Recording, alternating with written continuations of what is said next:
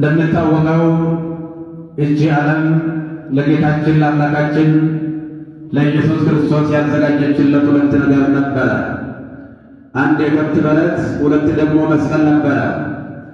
ጌታችን አምላካችን መድኃኒታችን ኢየሱስ ክርስቶስ ከእመቤታችን ከቅድስት ድንግል ማርያም በቤተልሔም በተወለደ ጊዜ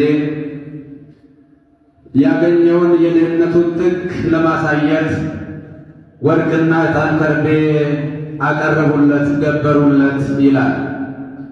ምክንያቱም ወደር ከሌለው ባለጠግነት፣ ወደር ወደሌለው ድህነት፣ ወደር ከሌለው ታላቅ ክብር፣ ወደር ወደሌለው ውርደት የመጣ እኛም ፍለጋ መጥቶ ለዘመናት የማይታየው የማይዳሰሰው የማይጨበጠው ከሦስቱ ቅዱስ አንዱ ቅዱስ ወልድ ዋሕድ የእግዚአብሔር ልጅ ኢየሱስ ክርስቶስ በቤተልሔም በተገለጠ ጊዜ በእናቱ እቅፍ ላይ ሆኖ ሲያገኙት ታላቅ ምስጋና አቀረቡለት ይላል።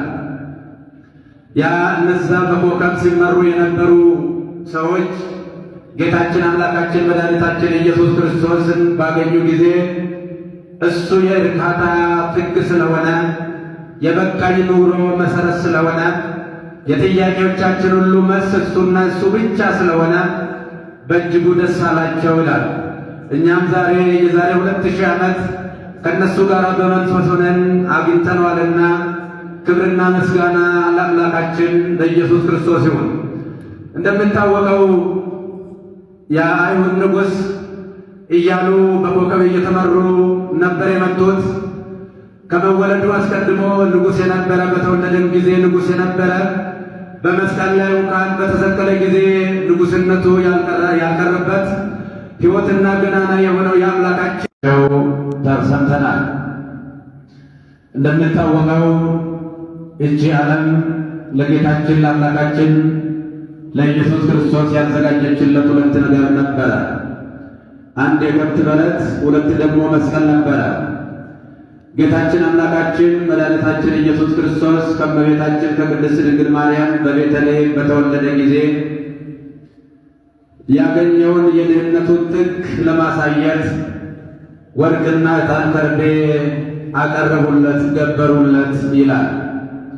ምክንያቱም ወደር ከሌለው ባለጠግነት፣ ወደር ወደሌለው ድህነት፣ ወደር ከሌለው ታላቅ ክብር፣ ወደር ወደሌለው ውርደት የመጣ እኛም ፍለጋ መጥቶ ለዘመናት የማይታየው የማይዳሰሰው የማይጨበጠው ከሦስቱ ቅዱስ አንዱ ቅዱስ ወልድ ዋሕድ የእግዚአብሔር ልጅ ኢየሱስ ክርስቶስ በቤተልሔም በተገለጠ ጊዜ በእናቱ እቅፍ ላይ ሆኖ ሲያገኙት ታላቅ ምስጋና አቀረቡለት ይላል።